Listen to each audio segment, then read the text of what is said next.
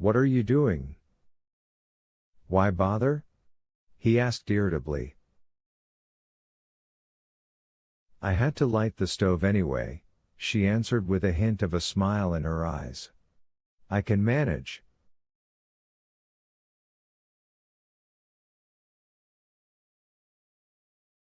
Come here, Alexei asked her quietly. Look, I haven't thanked you for everything you've done.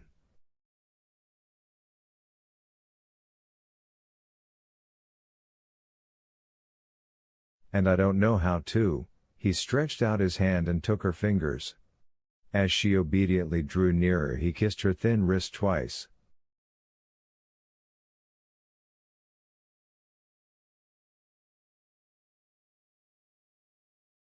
Her face softened as though a shadow of anxiety had been lifted from it, and in that moment her eyes looked extraordinarily beautiful.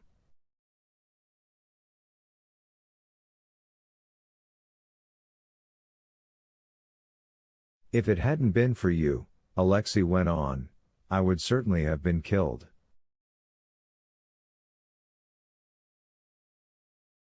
Of course, she replied, of course you would. After all, you did kill one of them. I killed one of them? He asked, feeling a new weakness as his head began to spin.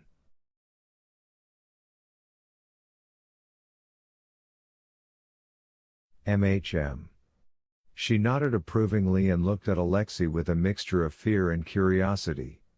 Oh, it was terrible, they almost shot me too. She shuddered.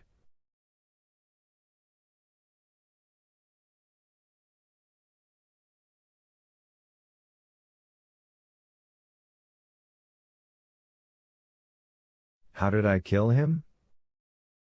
Well, they leapt round the corner, you began shooting and the man in front fell down.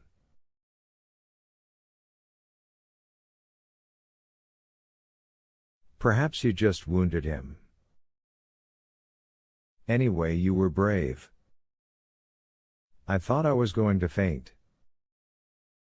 You were running, turned round and shot at them, then ran on again.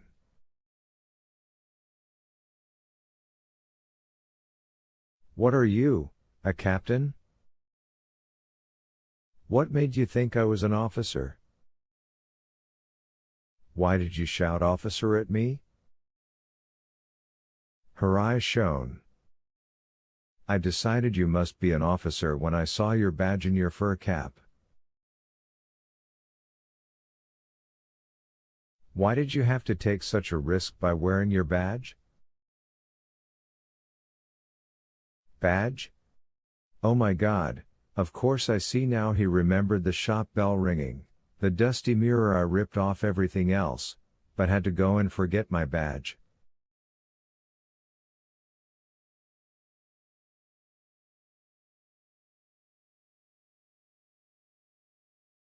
I'm not an officer, he said, I'm just an army doctor. My name is Alexei Vasilyevich Turbin.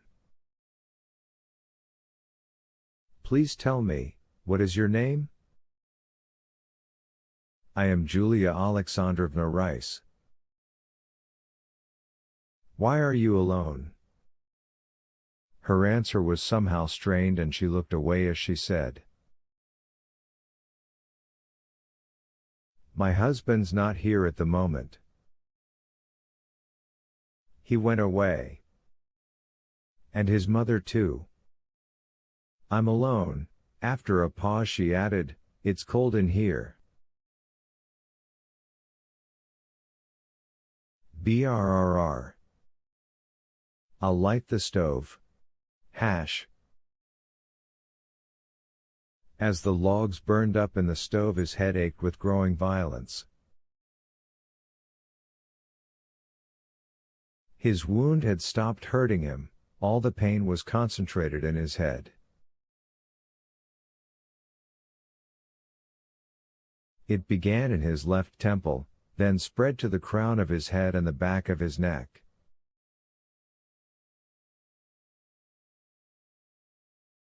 Some little vein under his left eyebrow tautened and radiated waves of desperate pain in all directions.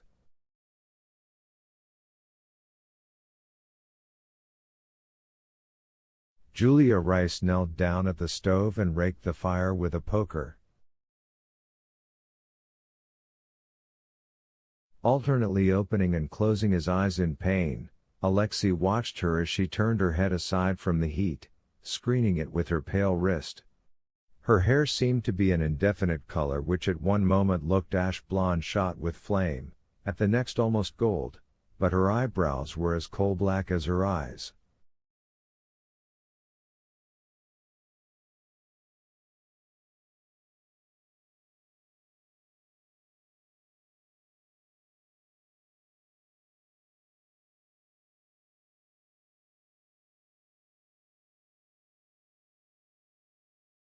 He could not decide whether that irregular profile with its aquiline nose was beautiful or not.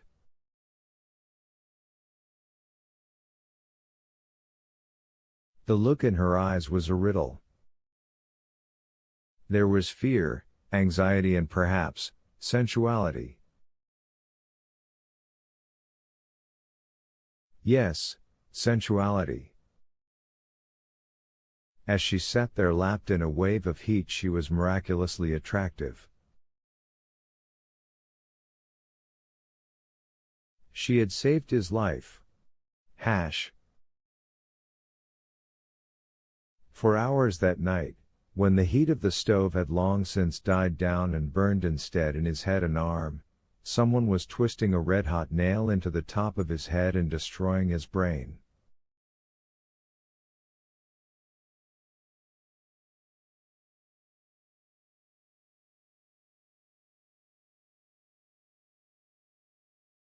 "I've got a fever," Alexei repeated dryly and soundlessly, and tried to instill into his mind that he must get up in the morning and somehow make his way home.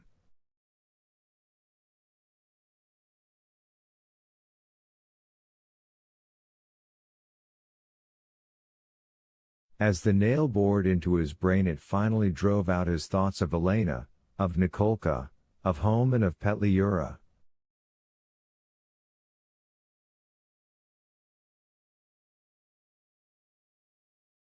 Nothing mattered. Petliura. Petliura. He could only long for one thing, for the pain to stop. Deep in the night, Julia Rice came in wearing soft fur-trimmed slippers, and sat beside him, and again, his arm weakly hooked around her neck, he passed through the two small rooms.